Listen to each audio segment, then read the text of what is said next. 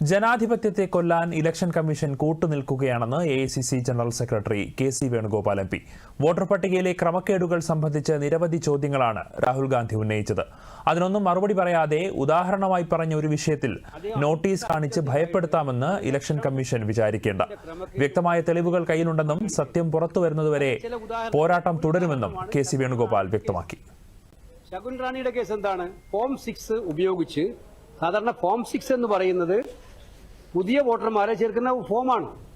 പുതിയ വോട്ടർമാർ 18-നും 21-നും ഒക്കെ ഇടയിലുള്ള വോട്ടർമാരെ ചേർക്കുന്നതാണ് ഫോം 6. ആ ഫോം 6 ഉപയോഗിച്ചുകൊണ്ട് 70 വയസ്സ് കഴിഞ്ഞാൽ ശകുൻ റാണിയുടെ പേര് 2 പ്രാവശ്യം ചേർത്തിട്ടുണ്ട്. ഞാൻ നിങ്ങൾക്ക് പറഞ്ഞുതരാം. ആ ബൂത്ത് നമ്പർ 341 മഹാദേവപുര, ഒരു നമ്പർ 1228, ഒരു number 1042. 341 number booth Mahadevapura assembly നിയോജകമണ്ഡലത്തിൽ. അതിൽ 2 ഇടത്ത് 1228-ലും 1042-ലും രണ്ടും ശകുൻ റാണിയാണ്. ഇത് ഫോം 6-ലൂടെയാണ് രണ്ടാമത്തെ വോട്ട് വന്നിരിക്കുന്നത്.